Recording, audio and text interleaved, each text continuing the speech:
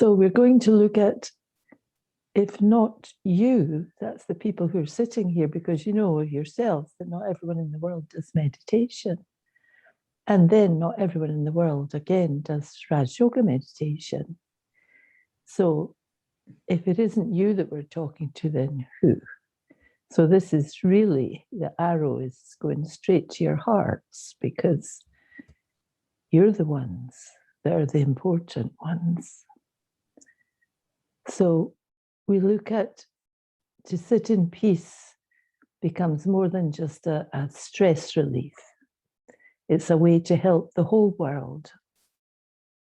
So if not you, then who?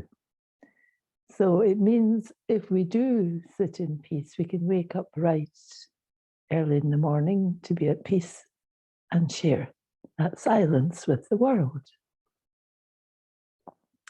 And if I could think in a way that the world needs my peace, then it gives me a positive responsibility. It can motivate me to wake up and be a peacemaker. That's quite a title. If you look out and see the turmoil in the world, and you have the title of being a peacemaker, meditation becomes a good habit. In fact, it's like having a great job. There's a lot of people looking for work in the world. This is a really good job to have. And again, if not you, then who? And especially at this time, we can look out and see how much the world needs peaceful vibrations. People are full of fear and worry and distress. And so when we practice sitting in silence, especially in the morning, then we can share these feelings of stillness with the whole world.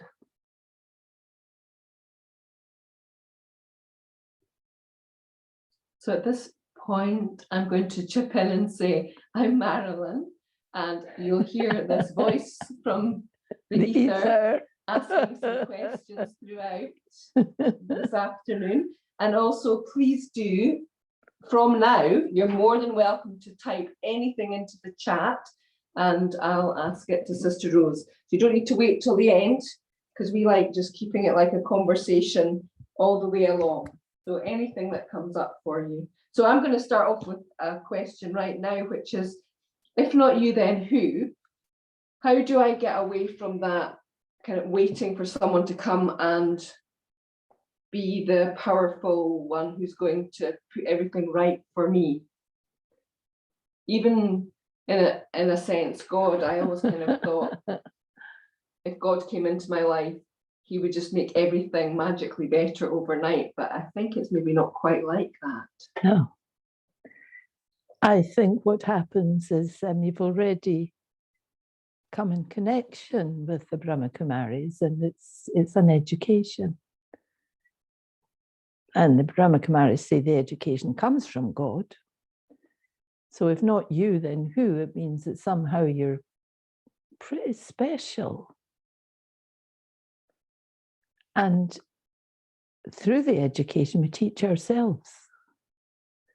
That's how we create our destiny, our own future.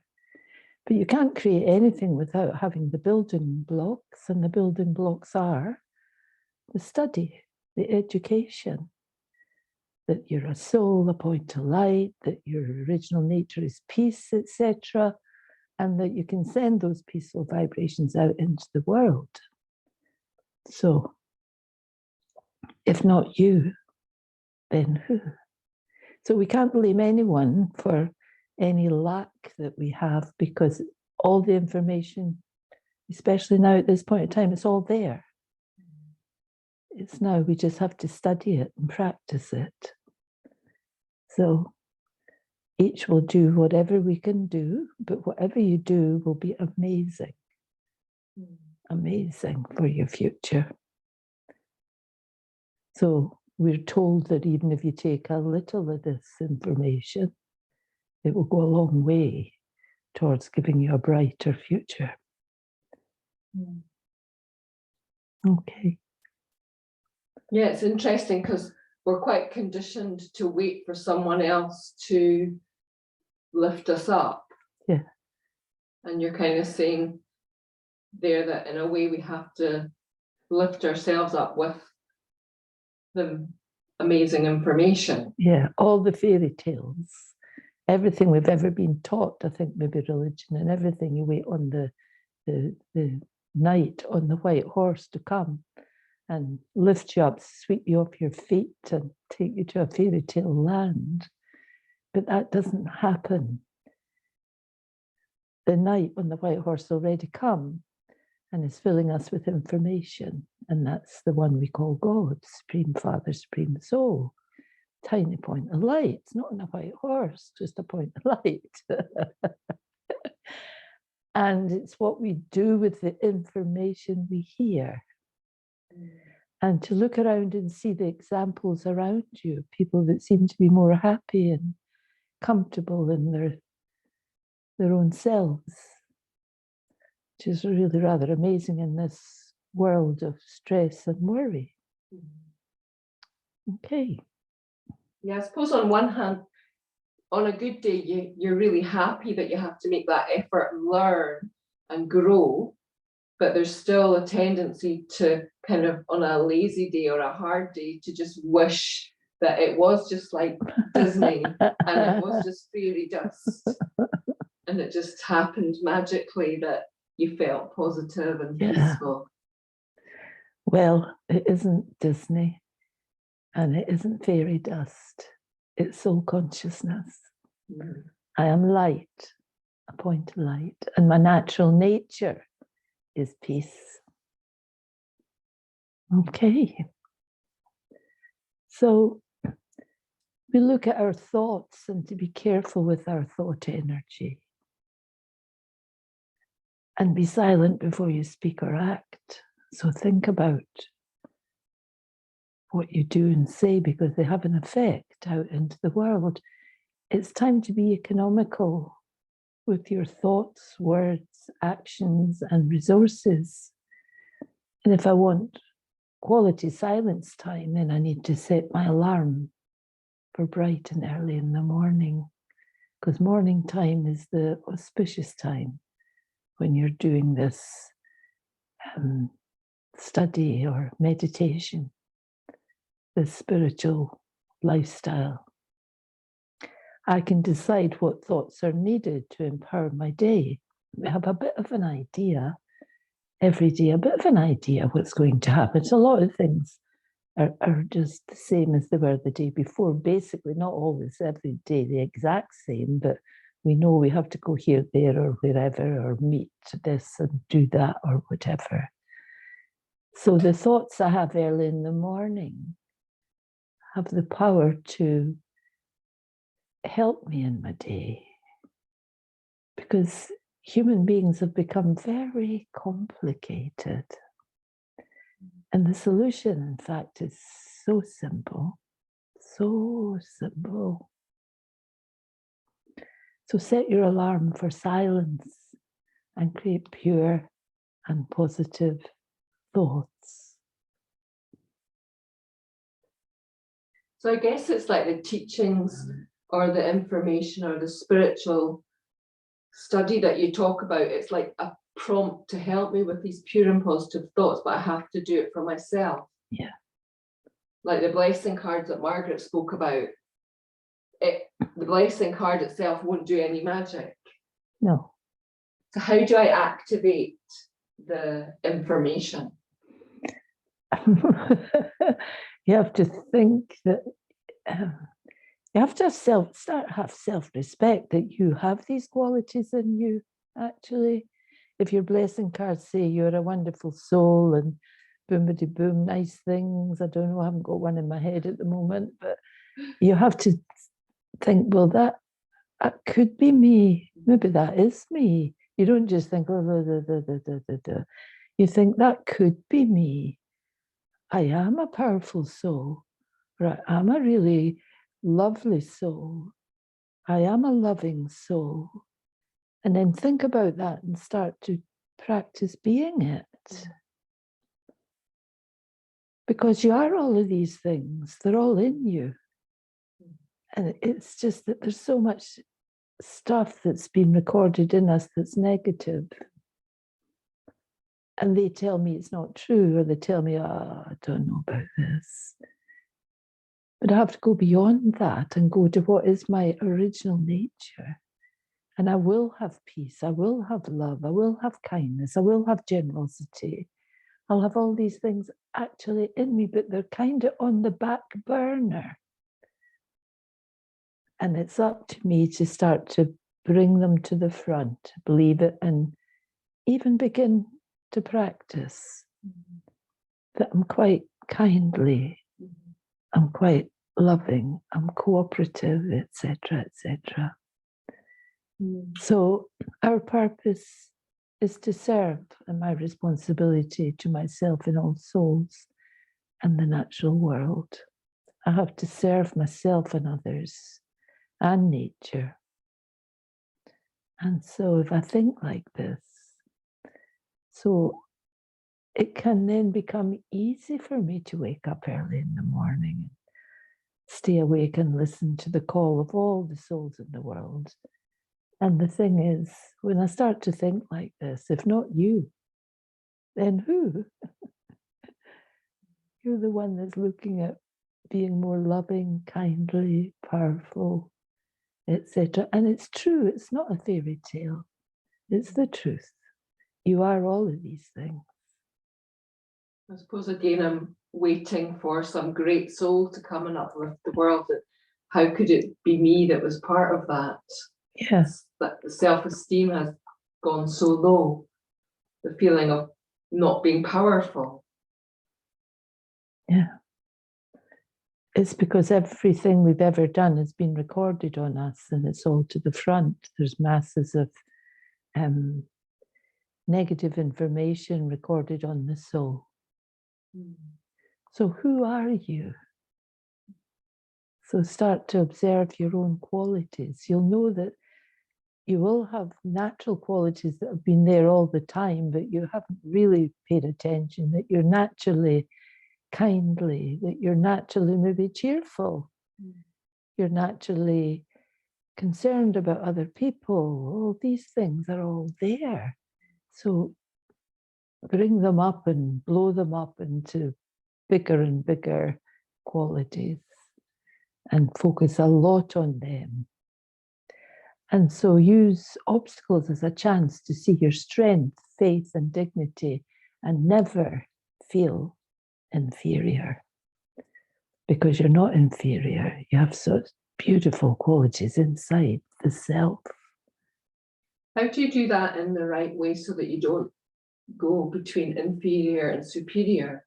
Like, you know, making yourself better or worse. It's like a seesaw. How do you go into a different space? You have to practice meditation and get steadiness and stability. And you will seesaw quite a bit because you can't become perfect right away.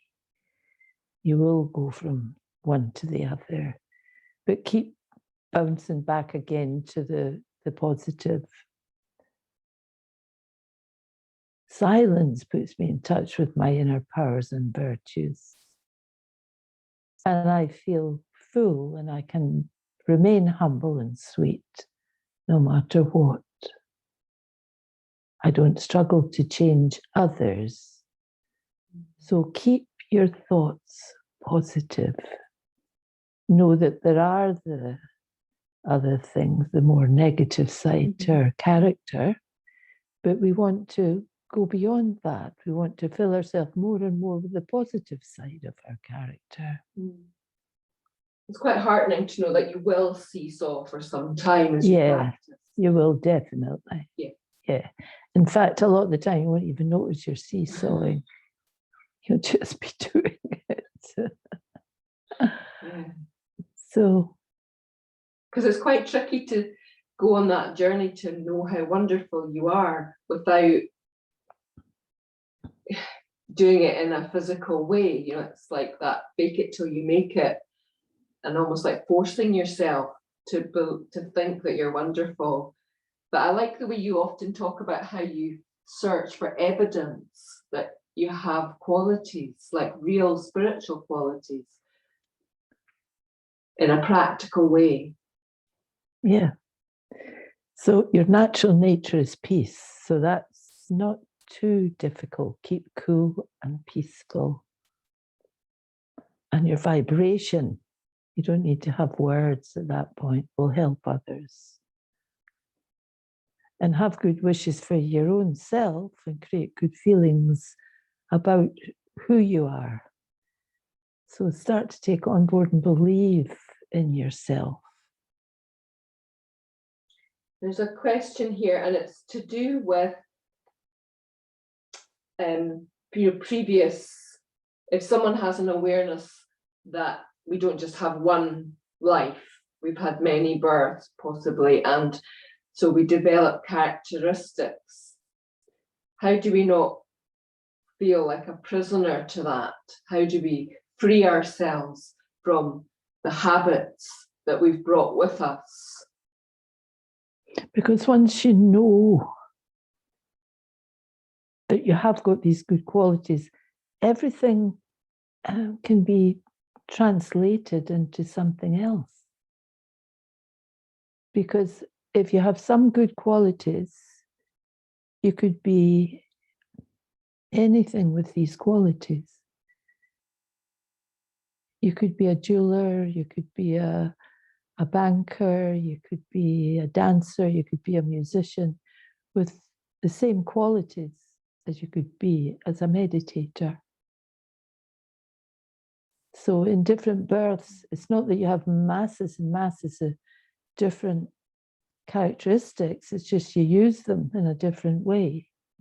You'll use them in a more negative way, or you'll use them in a way to get more and more sort of praise and accolade from others, or to earn more money or whatever, but it's be the similar characteristics. You just have to make them more calm and use them in a way you want to use them now. So it's adjustment rather than a sort of amputation. Yeah. It's just adjusting. Yeah. And it's not the point. There's time actually when you want to become a ballet dancer or anything, or a big musician, because the world's not up for that at the moment. So you still have the qualities, and you just use them in the right way. Use them to help others. Use these qualities to make your life more worthwhile. They're the same qualities. There's another question, which is about stability. So if you're on a spiritual journey, you're practicing the virtues, how do you maintain stability on the journey, on the spiritual journey? By doing meditation, that's the first thing. And studying, if possible. Keeping good company. People who are not too negative with you. Eating pure food. Diet is incredibly important, because if you eat food that's had to be killed to be eaten, then you're going to feel not well in your body, or your mind. So you have to look at your diet, look at your company, do meditation and look at the study, and have faith in what you're doing, and absolute faith in the goodness of yourself, because that is real. You really do have to look and see the good that's in yourself, because there will be masses and masses of good. And the more you think of it, the more you'll uncover it. I like what you were saying about how you use things. It's not so much looking at sort of details, but actually just the reason behind why you say or do things. Keeping looking at the word that keeps coming is purity, actually looking at the pure motivation, which is like becoming more and more selfless. How do you make that like natural, not a kind of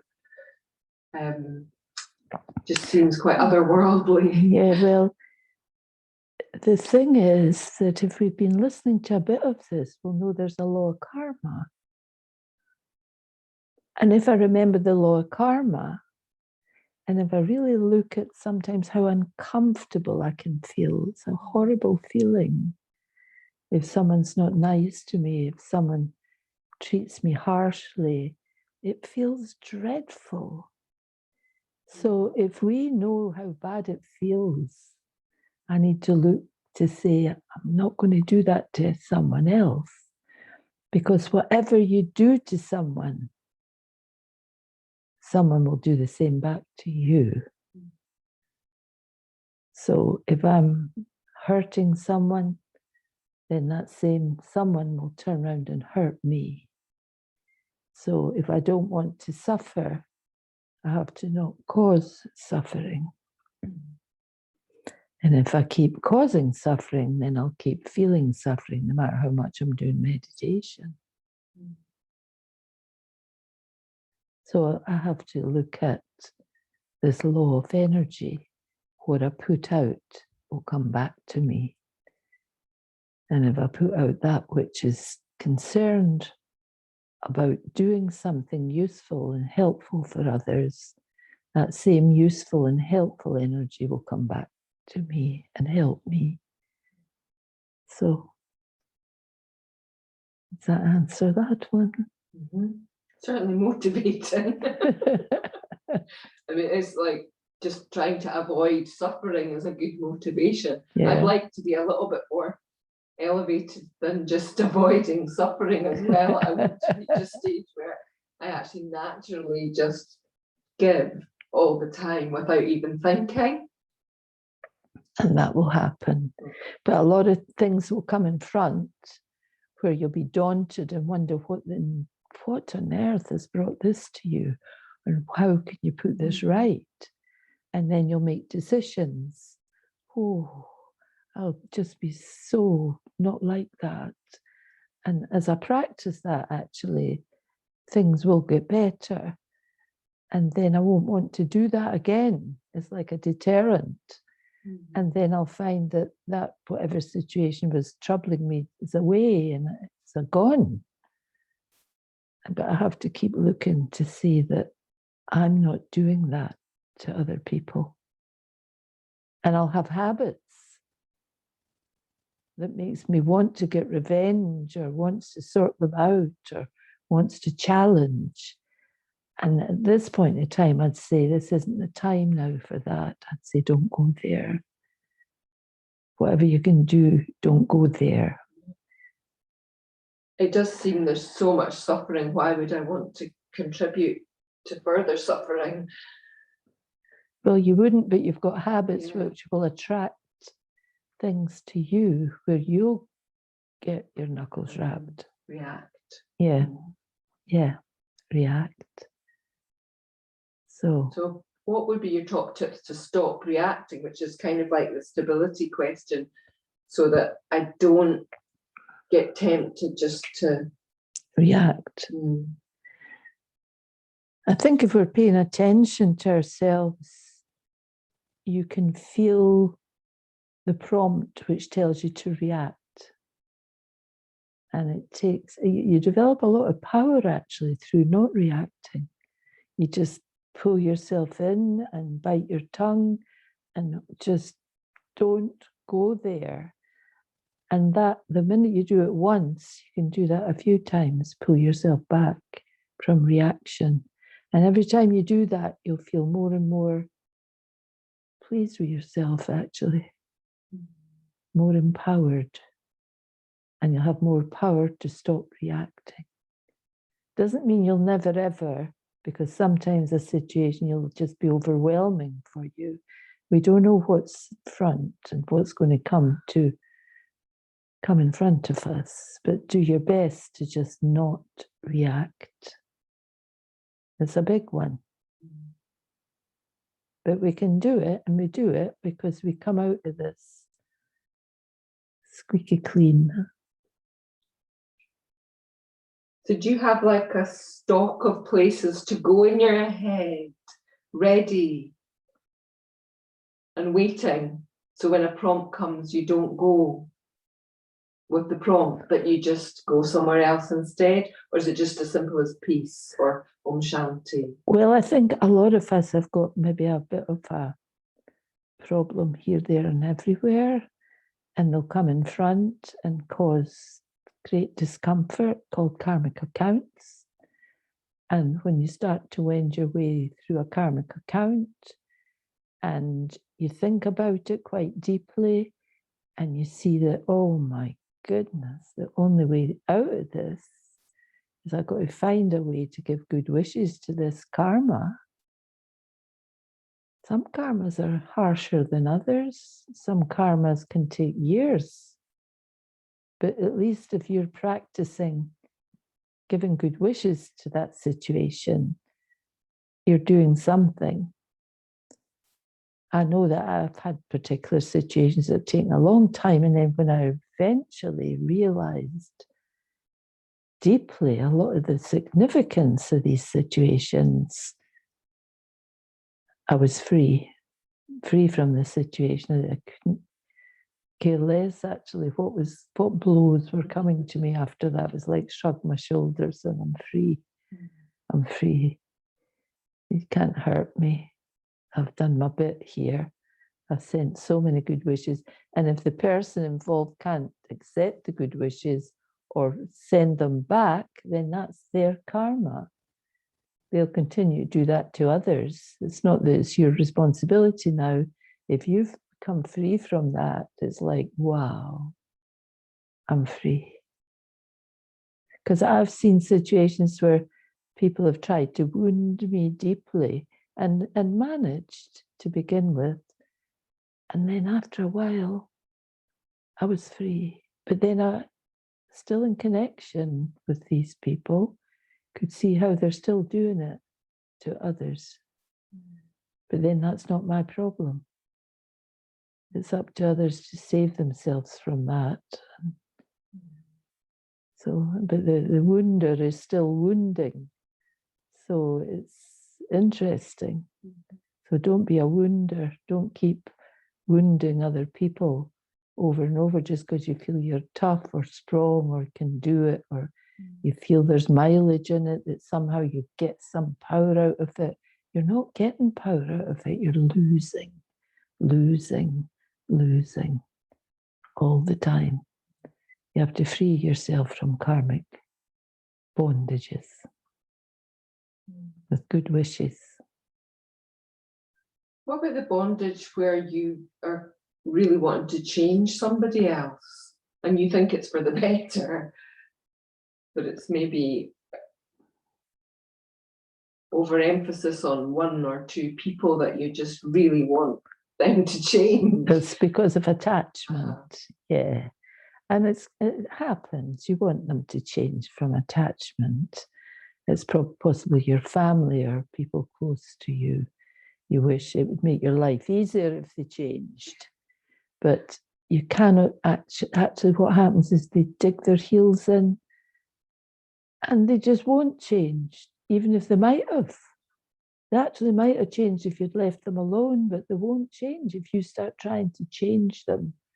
Something in them will just go, no way. And so it's because of attachment.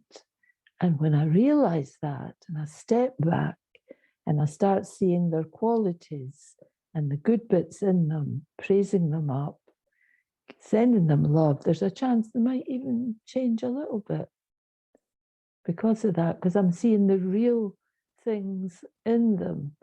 I'm seeing that they're really generous, or they're really cooperative, they're kindly souls. That's more likely to change them than me try to change them. If I try to change them, why am I trying to change them? If I'm trying to change them with words and giving them all this spiritual information and it's not their track, they'll just go and put a great big shield up and they won't want to know anything. And it could even spoil your relationship completely. So I would say, don't go there. We've all gone there. We've all gone there. and it's never brought anything but separation of some kind. So, yeah, it's attachment. But we want them to change and we think it's for their benefit and we send them blessings and we talk and we give them all this spiritual knowledge. People have to want to change and want to do meditation and want to listen to things. You can't force it on them. Okay. So back to if not you, then who? That's right. Well, it has to be you because you're the one that's hearing all of this. Someone out there can't do this. It's not possible. So if not you, who in the world? But I do need help. So where is that assistance going to come from? Because I know that I couldn't have thought these thoughts or made these changes that you talk about: good company, good diet, good lifestyle, get up early in the morning, do meditation. I needed assistance. Good company. Yeah. If it was at all possible, we need to think that where did it all come from? What is the seed of all of this that has kept us all listening and practicing and talking and coming together? The seed is the one above. And we searched for this one, but we had the wrong image of that one. And some of us felt that one day that one would come, but we were looking for a different image to come. We didn't think that one would come as a point of light. And so when we realized that that one came as a point of light, and not only did that one come, but that one found us and brought us in under the canopy of protection, kept us safe. That can make me feel really loved and special. So if I can keep remembering that, it's not always easy to remember that if we feel a bit daunted or negative at times. But if I can teach myself to remember that never mind what anyone else says, I am special. I am very, very special because the one above has found me. Brought me in from, I could have been out in that big wild environment out there, but I'm not. I didn't do anything incredible to not be in that big environment. I would have thought I was quite happy in that big environment. It wasn't as bad as it is today, but it seems we were quite comfortable. But it's got worse and worse and worse, but we're safe. So if not you, then who? That one is wise enough to have found you. And if that one's found you, you do have all these wonderful qualities within. And peace is your natural nature. And your light in the center of the forehead. So how does that one now assist me?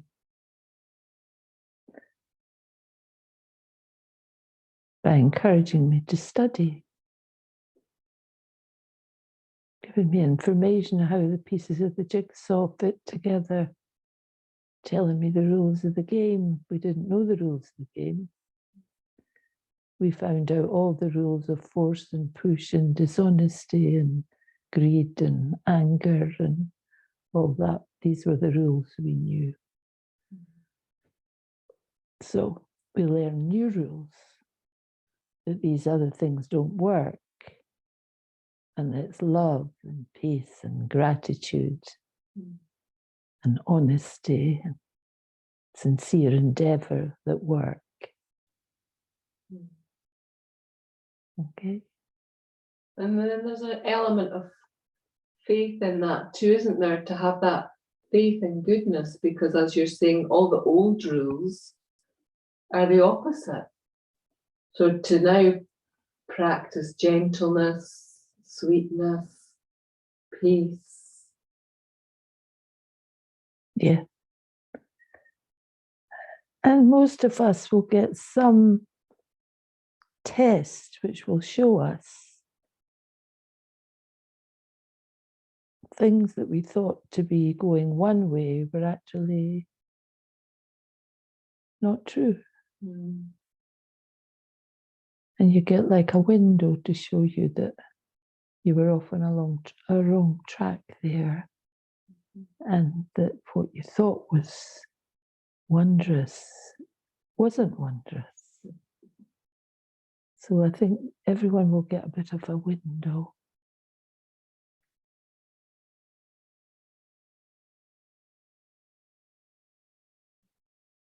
I suppose anyone even listening to these words must be like super, super special, because you could be listening to anything, as you're saying, doing anything, going anywhere with your mind. And yet there's something about a soul who's interested in these kind of ideas and awareness and virtues. It's not a normal thing. It's not common. No, it's not common. It's not common. I knew someone just before I came to this who I thought was the kindest person in the world, so peaceful, loving, gentle, beautiful personality. I thought I was so happy. And then I found this, and I was so happy that I found this. And I rushed home to say, I've found this. And the person went crazy,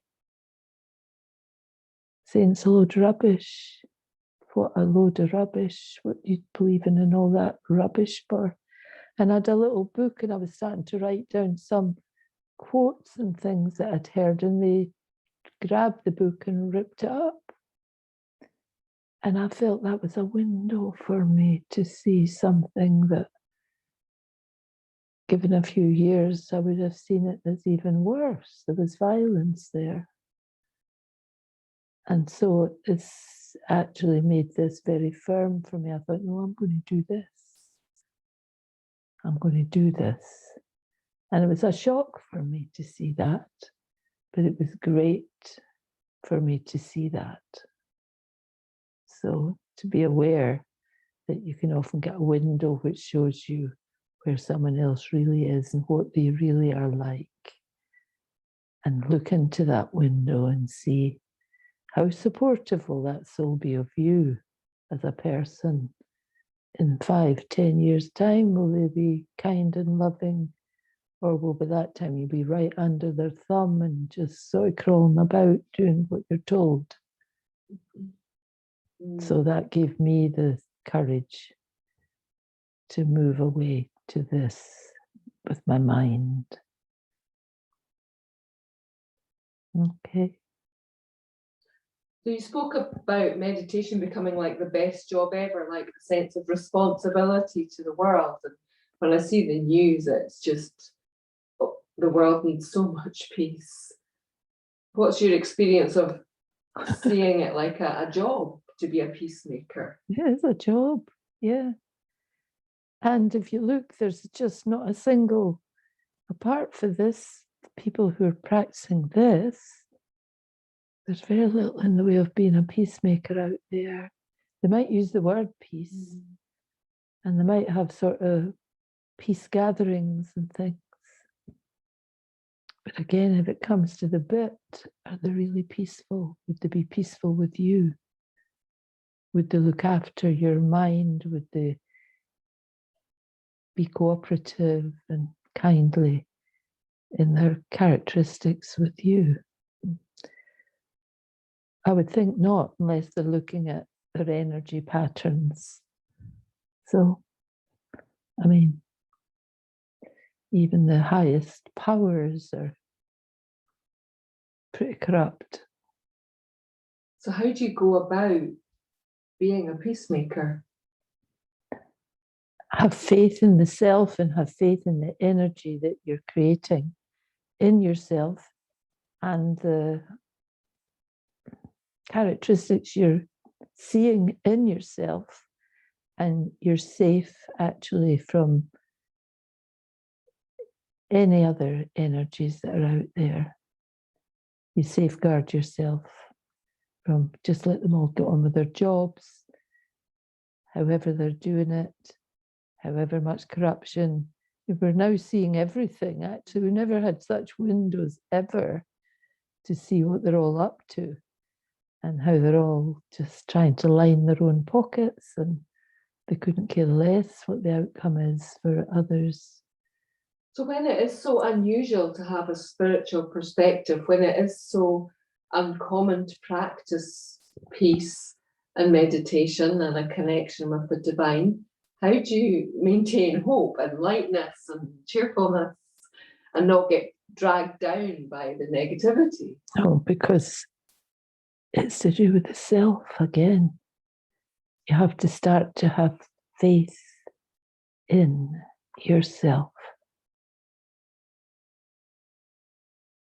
and faith that your good energy will bring you good results and a good outcome, no matter what. And it's a protection as well, because there's no one can actually hurt you when you're filled with these good energies. No one evil who are up to all the different hijinks and things to get for them, for themselves, for selfishness, can actually hurt you if you're not being like that. They can't hurt you. So it's a protection. We call it the canopy of protection. So we come under the canopy of protection. It's like a little umbrella over you all the time. Someone's put a comment in about, in today's society, we're so trapped in this cycle of always wanting more desires, and everything's there to prompt our desires, and that our desires will be fulfilled if we just get this, get that. I want this, I want. I would say, yeah, it's a really big thing. And we could all get into that. But when I have desires, are they useful? And most things, you get it, and then 5 minutes later, that's it. You don't want it anymore. Or the quality is so poor that it all falls to pieces or whatever. And then you desire for a new one or another one or a whatever. But to do the best, to just desire things that are going to be useful to you on your journey, I would say, because we have habits of desire. But to keep desiring for the sake of it is like a waste of our energy. And then we get stuff which we throw away. So what was the point of that? That's called waste. So, and it goes out of fashion. And we like fashion. And then you did that class the other day, and it was about, the sorrow that's in everything as well, that people have to create it, and often in poor circumstances, and then you fill your house with it. It created such an image in my mind. Because people, they're getting beaten. They use people that are in prison to make goods. and they don't get paid hardly anything, or if anything. And we're buying the goods cheap. And their hearts are breaking and they're so abused while they're making those goods. So the goods are full of sorrow. And they might be beautiful because they have to make them the way they're told. And we might think, what a bargain. Look at these lovely things and they only cost such and such. And people are being abused, killed, everything, because people are not treated as having a value. Mm-hmm.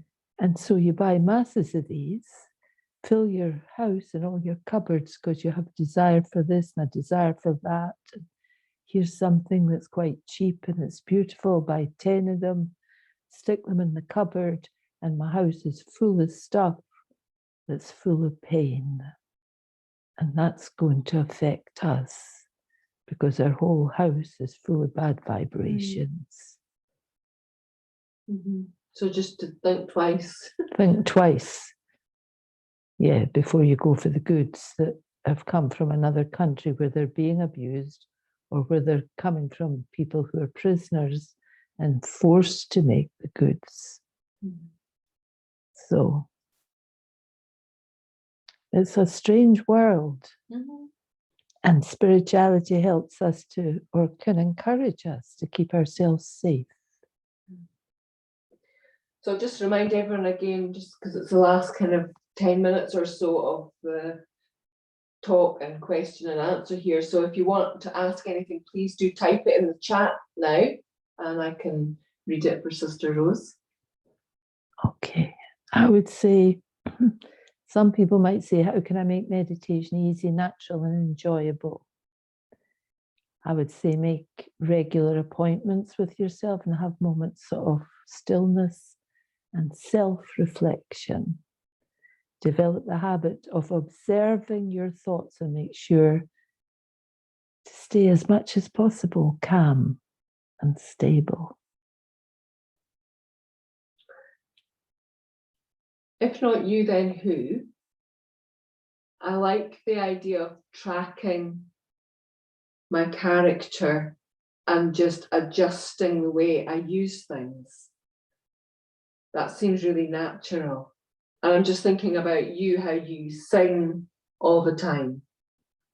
Oh. But you change the way you sing and you change who you sing to and what you sing about. And sometimes I catch you just singing to yourself or singing to God. Yeah.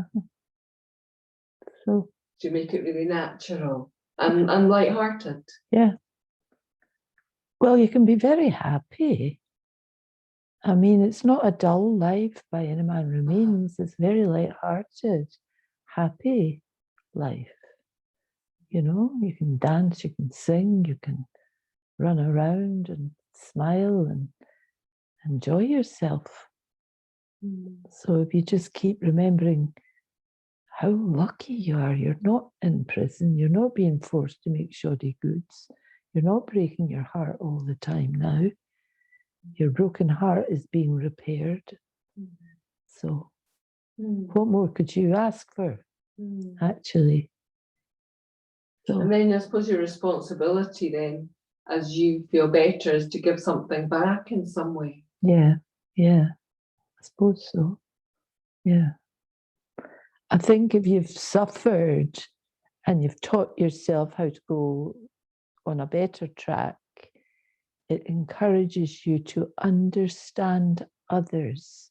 If you didn't have to do that or you didn't do that, you still can't understand others and be benevolent to them.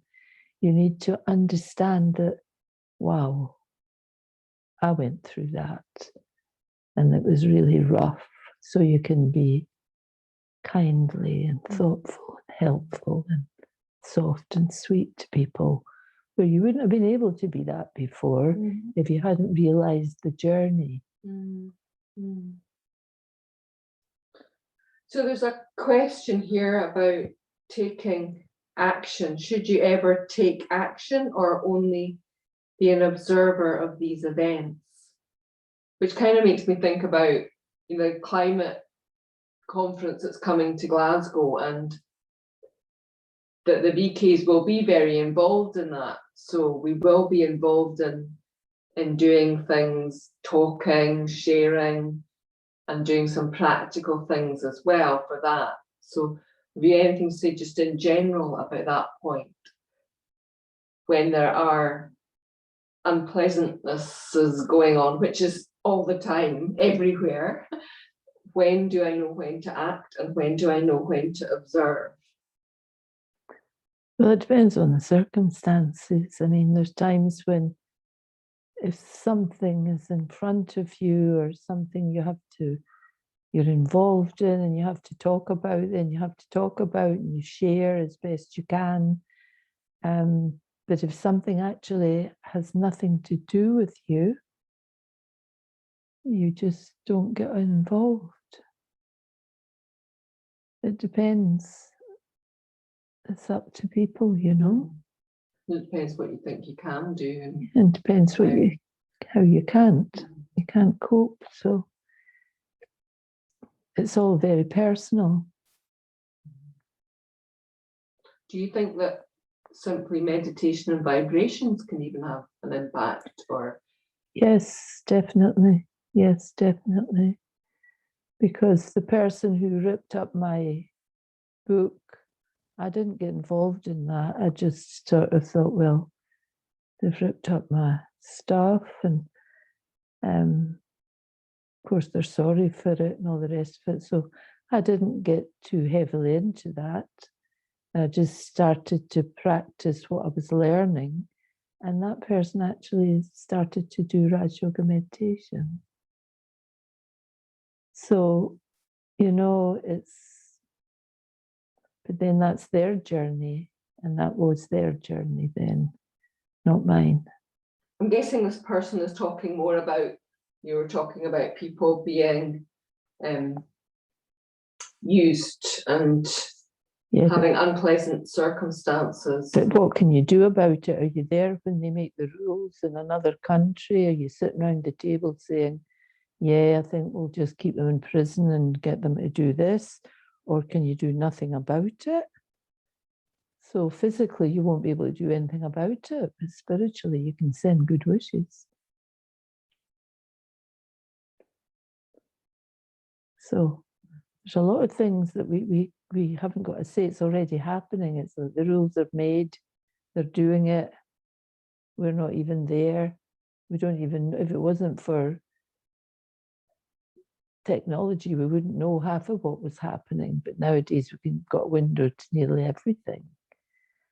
And so we just send good wishes. And hope that it will help and relieve the suffering a bit of whoever's involved. I suppose one of the biggest things we can do, as you were saying as well, is just to actually buy out of the whole cycle of consuming and try to live a more simple lifestyle. Which we do when we're practicing meditation. We're still not so simple that we're starving or anything, but we try to not go too far into being a consumer. And this is a good question, because I know when I first started to meditate, I heard a lot about positive thoughts, but I just didn't really know what a positive thought was. I couldn't think of one. So this is, what is an example of good wishes? Like, what is the kind of feeling? What do you actually think? Oh dear. To have good wishes? Well, I didn't even know what thoughts were when I first started. It was quite a surprise to me that we actually thought thoughts in the center of the forehead. And good wishes is to send vibrations of peace and love, of lightness and happiness, all these good qualities. I would say that is sending good wishes and having powerful thoughts for someone you might not even know or see. But you keep having these good vibrations that you send out. especially early in the morning. Against, you don't have to sit and even think about it. The very fact you're sitting, having peaceful meditation, it's touching the whole world. And if you have vibrations at night, having meditation in the evening, it's touching the whole world. As we're talking now, it's touching the whole world.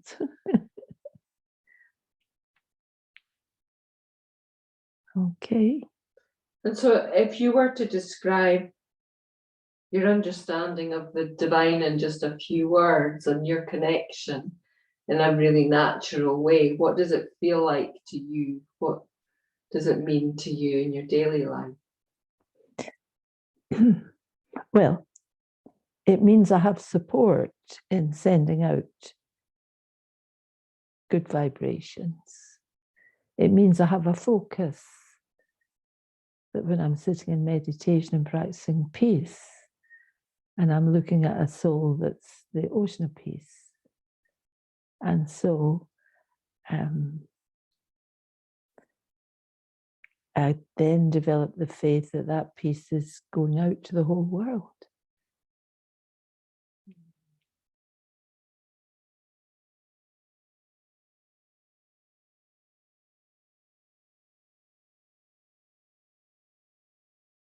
I think we have a beautiful meditation to finish. Is that right? Yes, I think so.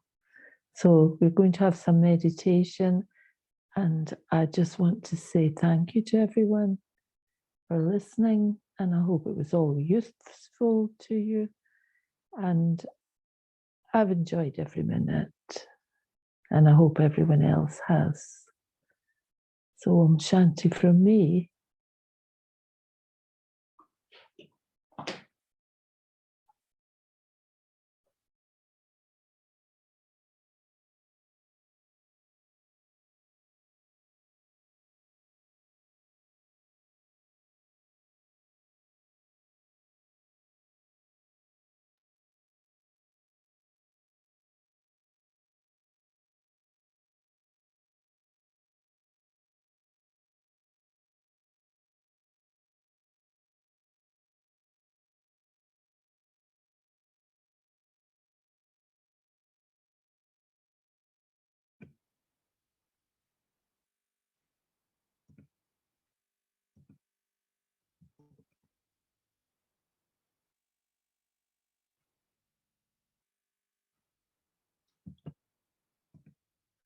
Om Shanti. So we're going to sit still and focus on the center of the forehead. That I'm light in the middle of the forehead. I'm the soul, the living life energy.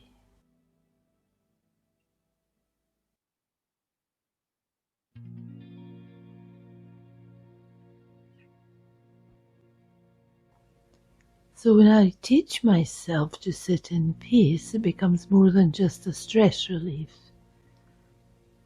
In fact, it is a way to help the whole world.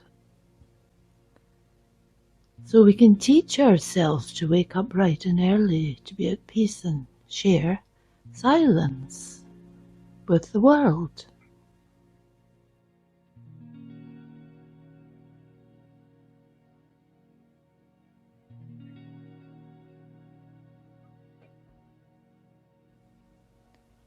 And if I can think in such a way that the world needs my peace, then there is a positive responsibility there.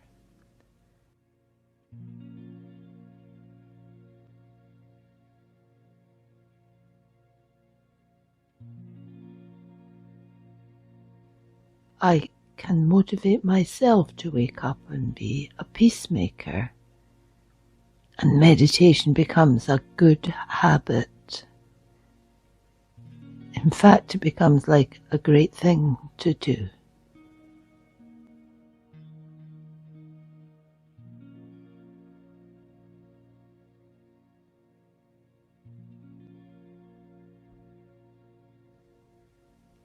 Because if not you, then who?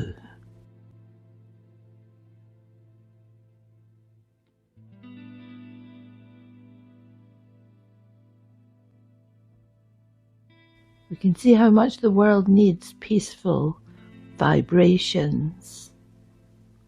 And when we practice sitting in silence, especially in the morning, then we can share those feelings of stillness with the world.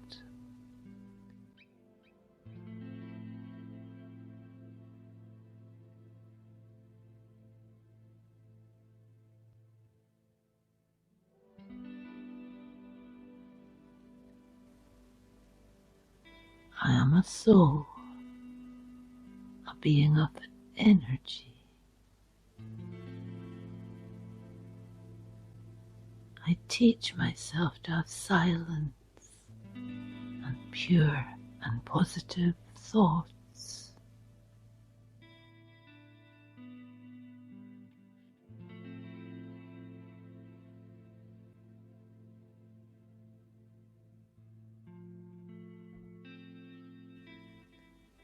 If I want quality silence time, then I need to set my alarm bright and early.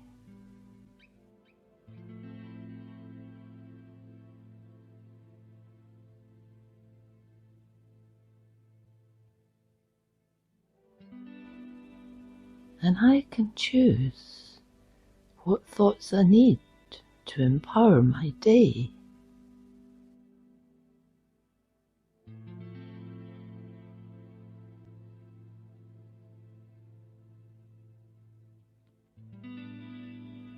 And as human beings, we've become very complicated, and the solution is very simple.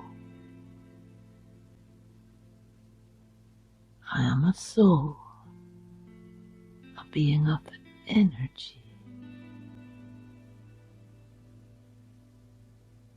I teach myself to have silence and pure and positive thoughts.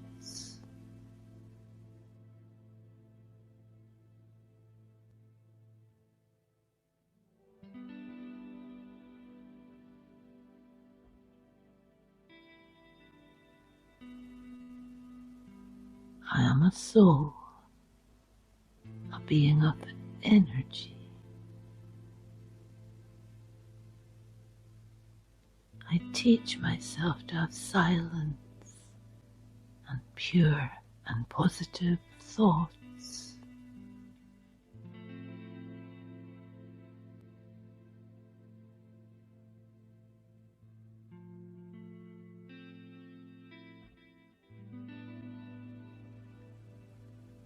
It can be easy to wake up, to stay awake and listen to the vibrations of the souls in the world.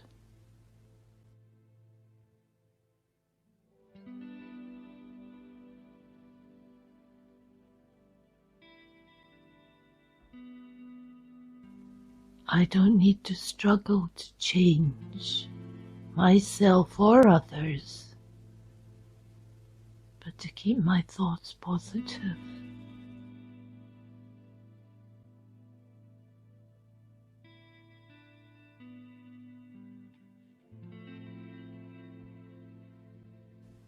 Teach myself to be cool and peaceful, and then those vibrations will help others.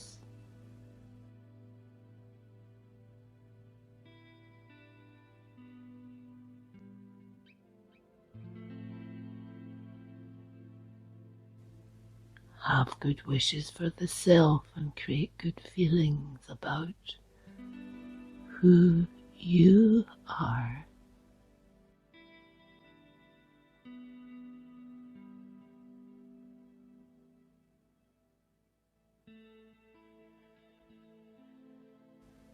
Make meditation natural, easy.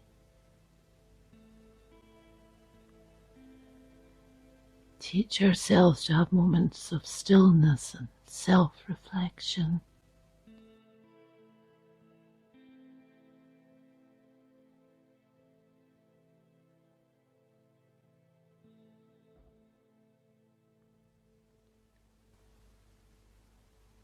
I am a soul, a being of energy.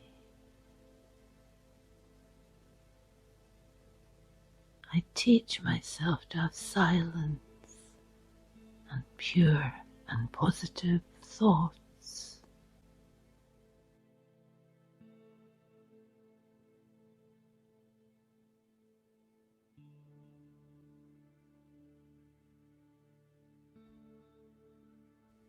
Develop the habit of observing your thoughts. Teach myself to be sure to be calm and stable.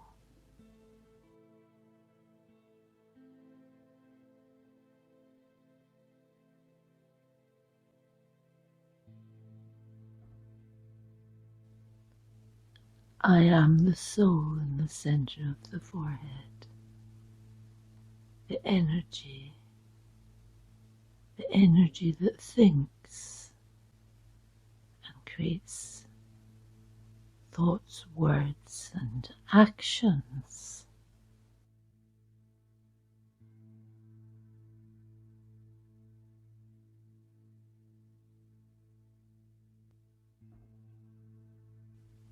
And if I can remember the one above, then myself, my energy, has power.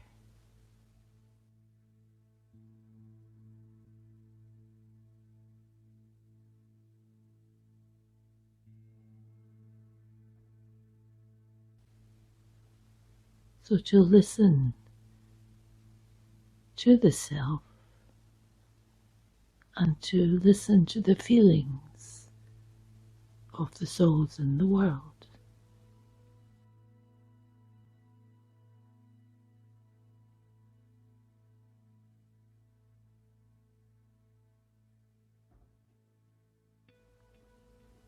Develop the habit of observing and make sure to keep the self calm and stable.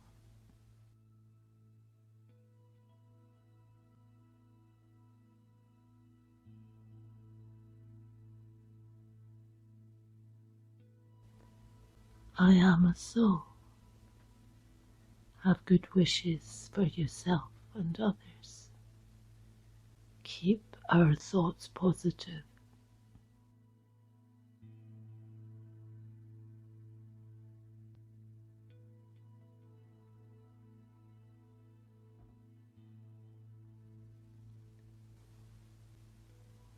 I am a soul, a being of energy. I teach myself to have silence and pure and positive thoughts.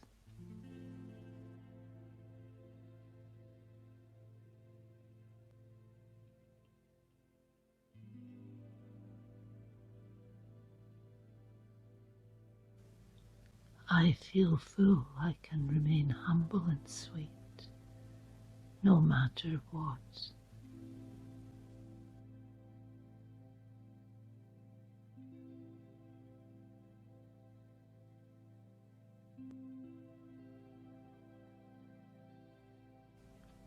The practice of silence puts me in touch with my inner powers and virtues.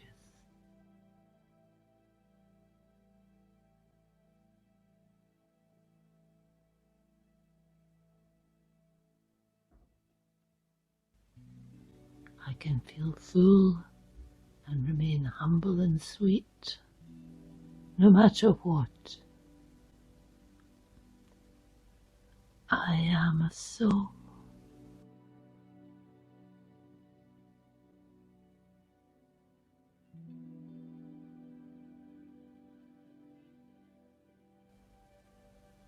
I am the soul. I remember the one above.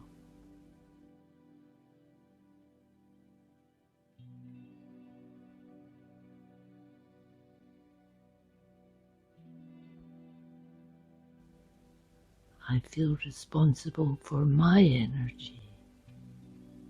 that energy goes out and affects the entire world.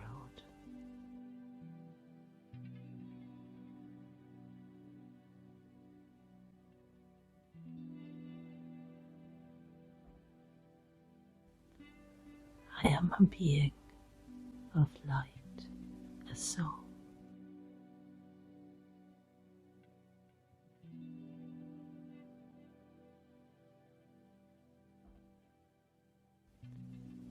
I am a being of light, a soul.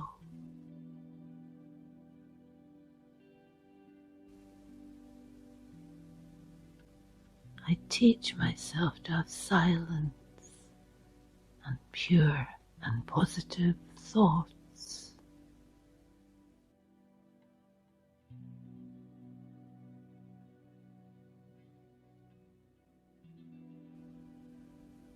I am the soul. I remember the one above.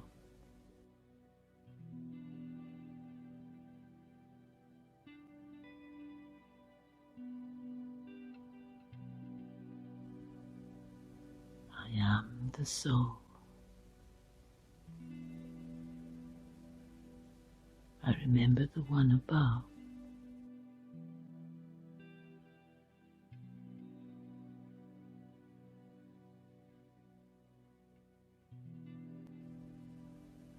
I am the soul. I remember the one above.